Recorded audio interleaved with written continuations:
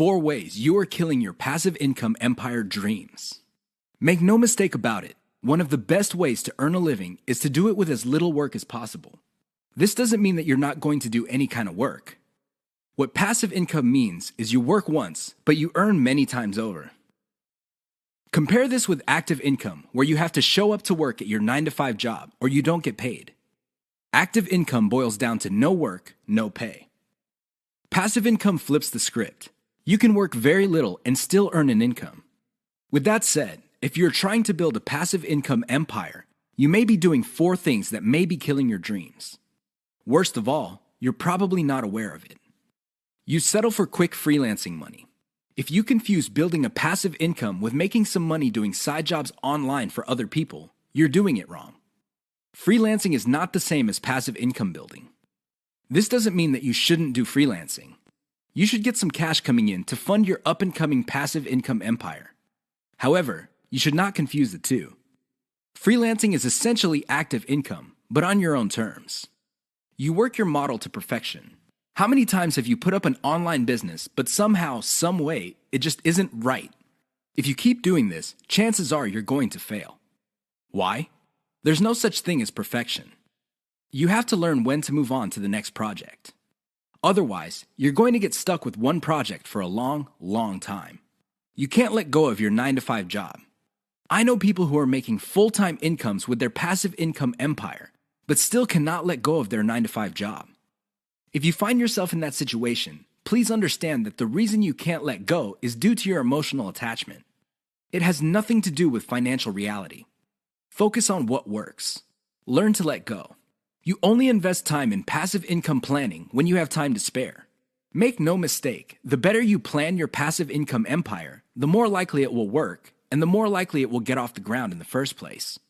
Unfortunately, if you don't give it enough time, it simply won't work out. It really is that basic. Keep these 4 dream killers in mind. You might be engaged in them and you don't know it. If any of these sound familiar, you need to stop, let go, and focus on what works. The money is in the list, but not in the way you think. How many times have you heard of the old saying among affiliate marketers, "The money is in the list"? Chances are you've heard of it quite a bit. The reason this saying is so popular in the affiliate marketing community is because it's absolutely true. However, you need to go past the saying. Simply building a list is not going to make your affiliate marketing business successful. That's just not going to happen.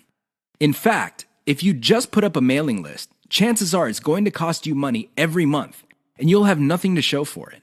In other words, you'll be getting the same result as the vast majority of people who put up a mailing list. The reason for this is because they're not doing it the right way. You have to understand that the key to mailing list success is relationship building. That's what it is. It's a relationship. When people sign up for your mailing list, they want a relationship with your business. Give them that relationship. How? First, you need to build that relationship by actively listening. People sign up to your list not because they have nothing else better to do. They sign up because they have a need to fill. They have a problem to solve. Get to the root of these issues. Make sure that your updates to your mailing list reflect the answers to these issues.